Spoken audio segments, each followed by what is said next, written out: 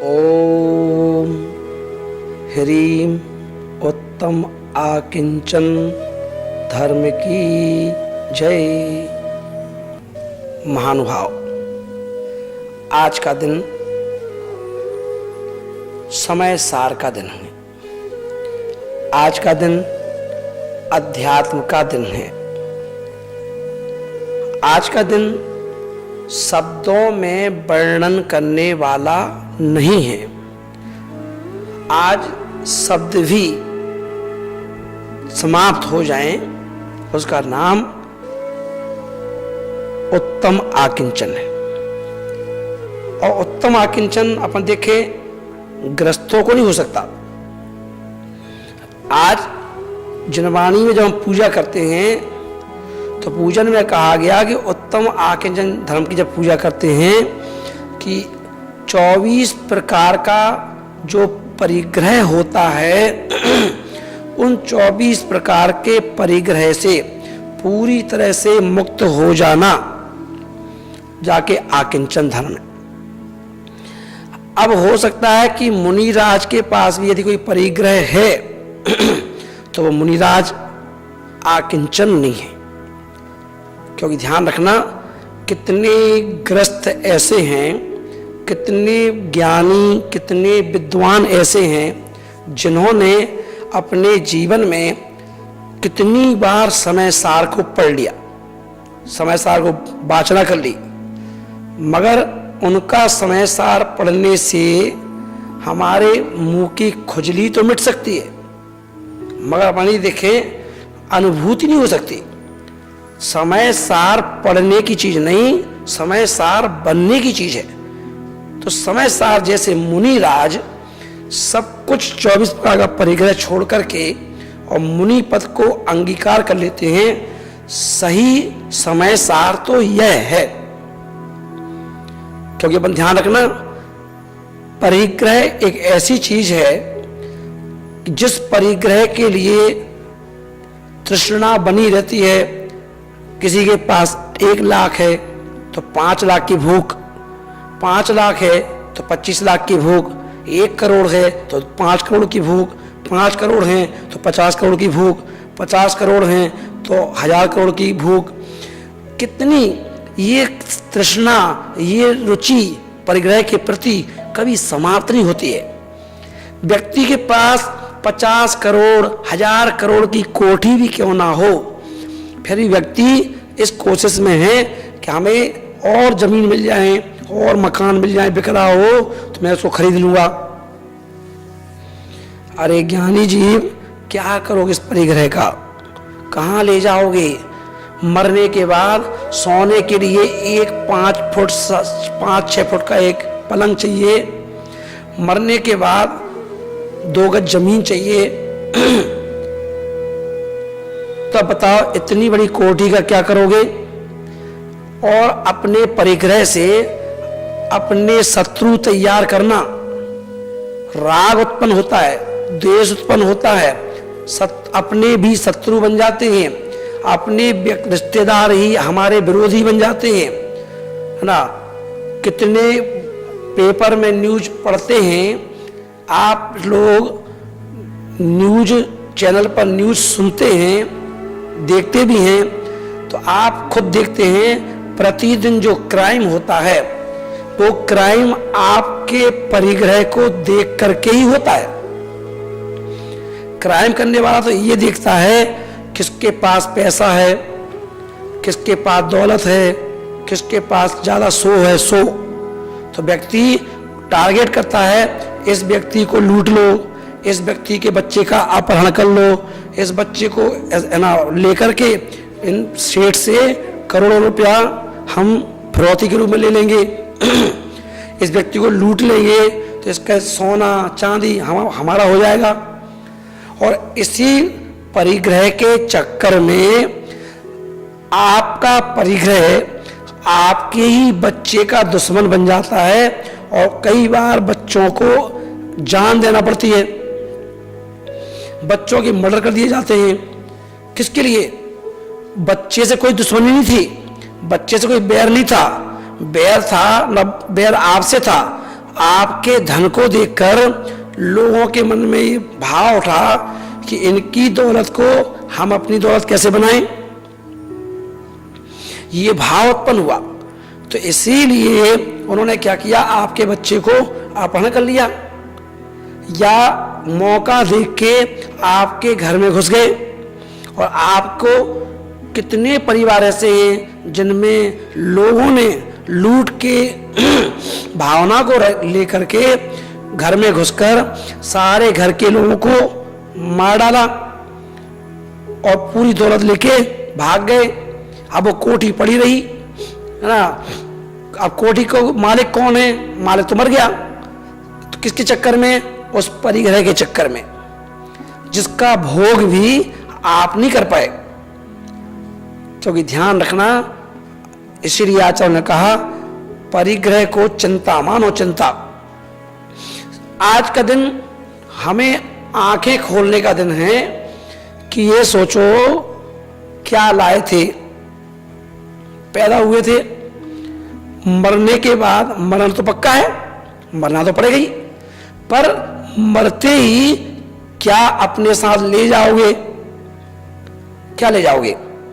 एक बूटी कौड़ी भी अपने साथ नहीं ले जा सकते। क्या कमाया जीवन में, क्या हीरे क्या मोती, पर कभी भी कफन में कोई जेब नहीं होती। तो किसके लिए 4 रोटी सुबह खाना है, 4 रोटी शाम को खाना है, किसके लिए जोड़ रहे हो? किसके लिए? कितनी उस पैसे के लिए, धन के लिए, दौलत के लिए कितनी मायाचारी करना पड़ती है, कितनी कसाय करना पड़ती है, मान कसाय, क्रोध कसाय, मायाचारी, लोभ, कितना करना पड़ता है, कितना इतना करना पड़ता है कि एक और तो आत्मा में अंतरंग से कर्म चिपक जाते हैं पाप करने से, कसाय करने से, ऊपर से दौलत जब आ जाती है पाप करने से, कसाय करने से, मायाचारी करने से, तो बाहर के शत्रु भी तैयार हो जाते हैं हमारी दौलत को देख करके। अब आप सोचो क्या मिला आपको? दुख और तकलीफ के अलावा परिग्रह से हमें कुछ नहीं मिलता है। तो आज का दिन ये कह रहा है कि हम लोग क्या करें। तो आचार्य बोल रहे हैं समय सार की ओर बढ़िए। आज का दिन मुनिराज का है कि मुनिराज अगर सही में मुनिराज हैं, अपने आप को मुनिराज मानते हैं, खाली रूप से नहीं, खाली बाहर के भेष से नहीं, खाली बाहर की पिच्छी से नहीं। मुनि महाराज का मतलब है जहां पर कोई किसी प्रकार का मन में विकल्प ना हो।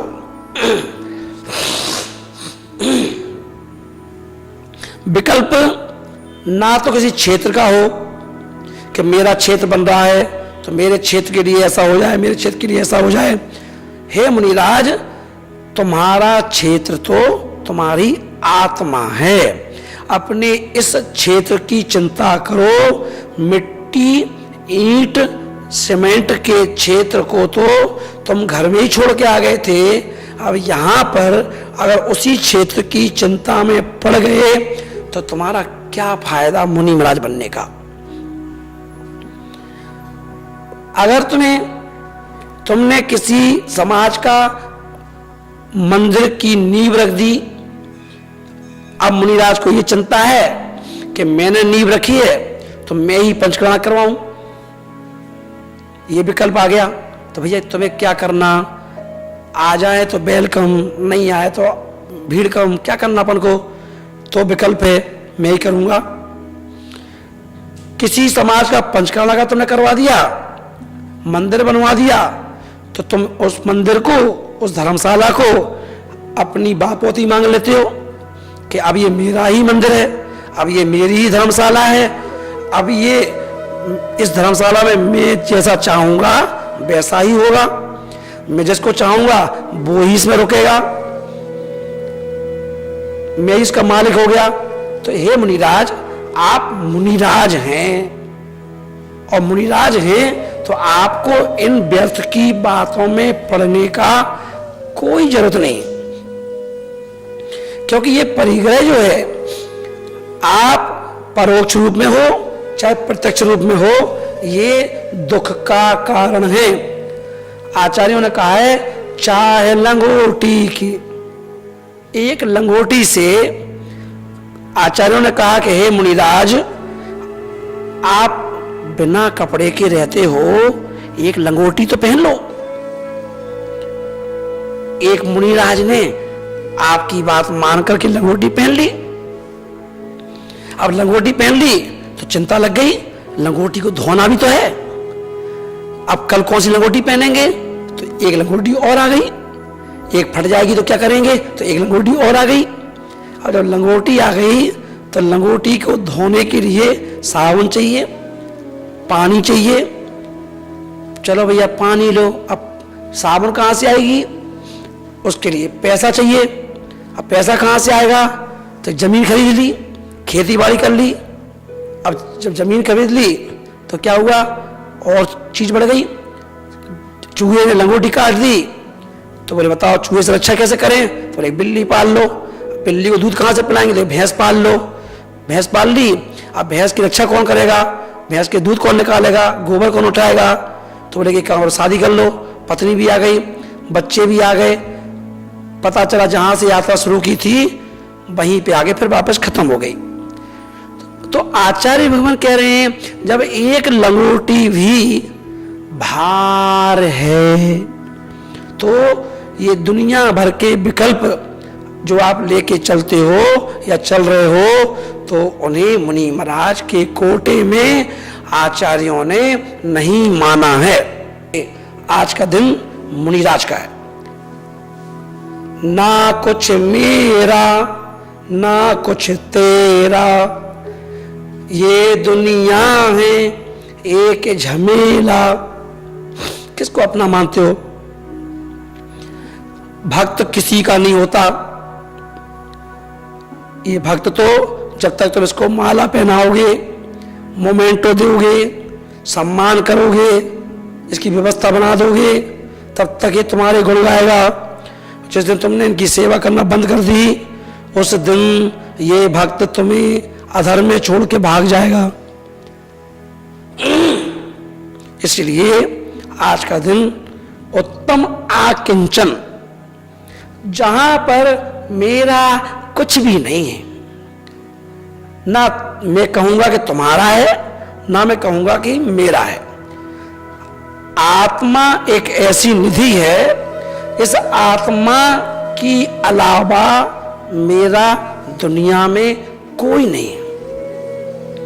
यही मेरी अनुपम निधि है, और यही आत्मा को मैं सिद्धों के दरबार में, यानी कि मोक्ष मार्ग में चल करके सिद्धालय 45 लाख योजन का जो सिद्धालय है, वहां मैं भी विराजमान होना चाहता हूं। तो आज आचार्य ने कहा, कल ब्रह्मचर्य है, पहले ब्रह्मचर्य को पालन करने के लिए भी आकिंचन तो कर लो।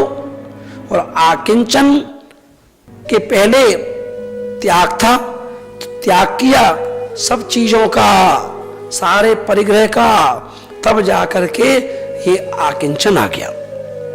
तो धर्म बंधु, आज के दिन आकिंचन जो धर्म है, उस आकिंचन को अपने जीवन में धारण करने के लिए सब कुछ छोड़ दो।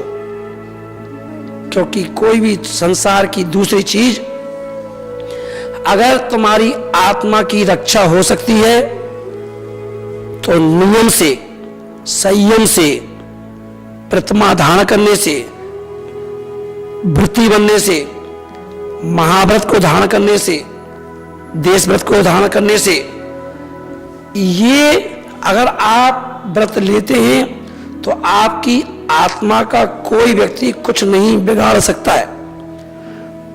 कोई नहीं बिगाड़ सकता, ना कोई लूट सकता है, ना कोई छुड़ा सकता है। मगर जो बाहर का धन है, वो धन नहीं। आचार्यों ने कहा कि ये 11वां प्राण है। पैसे के लिए एक पुत्र भी अपने पिताजी का मर्डर कर देता है। पत्नी भी कभी बहक जाए तो अपने पति को मार देती है, कभी माँ बाप को मार देती है, कभी बहन भाई को मार देती है, कभी बहन पिताजी को मरवा देती है। किसके लिए? पैसे के लिए, इस दौलत के लिए। रिश्ते बिगड़ जाते हैं तो इसी बात से, धन के लिए। इसलिए आप ध्यान रखें, आज का धर्म उस धन से दूर भागने का, धन ही नहीं 24 प्रकार के जो परिग्रह होते हैं उनमें से कोई भी परिग्रह हो वो हमारी आत्मा का नुकसान ही करता है। इसलिए धर्म में बंधुओं, आज उत्तम आकिंचन, जिसको मन से भी, वचनों से भी और काय से भी, तीनों जगह से छोड़ देने का नाम ही परिग्रह को छोड़कर अपनी आत्मा में उतर जाना, आत्मा में वास करना, उसका नाम आकिंचन धर्म है। इसलिए आपसे कहूँगा, आज मुनि राजों की संगति करो, मुनि महाराजों की संगति में रहो, तो आपके जीवन में भी वह आकिंचन धर्म आ जाएगा। क्योंकि ध्यान रखें, जैसा आपकी एक लड़की है और एक लड़की है जिसकी आपको शादी करना है, और उस लड़की की शादी कर दी, अच्छे घर में चली गई, तो उस लड़की की शादी के बाद आपको कैसा फील होता है? आपको कैसा लगता है? आपको लगता है कि सब काम निपट गया। ऐसे ही जब जिस समय परिग्रह छोड़ देते हैं तो वैसे फील होता है अब हमारा कुछ काम नहीं बचा ना, अब कोई दिक्कत नहीं है। लड़की की शादी के बाद पिताजी कहता है अब लड़के की शादी हो गई, अब हमें टेंशन नहीं है, अब तो हम चटनी रोटी भी खा लेंगे, चल जाएगा, अब तो हम कोई बात नहीं है, अब कोई टेंशन नहीं है। तो सोचो, जब एक लड़की की शादी करने के बाद तुम्हारे कितने टेंशन खत्म हो जाते हैं, और अगर तुमने पूरी चीज छोड़ दी तो टेंशनों का नाम और निशान खत्म हो जाता है। तो ऐसी आकिंचन को आप अपने जीवन में अंगीकार करें, जिससे हमारी आत्मा का कल्याण हो। इसी भावना के साथ ओम ह्रीम उत्तम आकिंचन धर्मांगाय नमो नमः। ओम ह्रीम उत्तम आकिंचन धर्मांगाय नमो नमः। ओम ह्रीम उत्तम आकिंचन धर्मांगाय नमो नमः।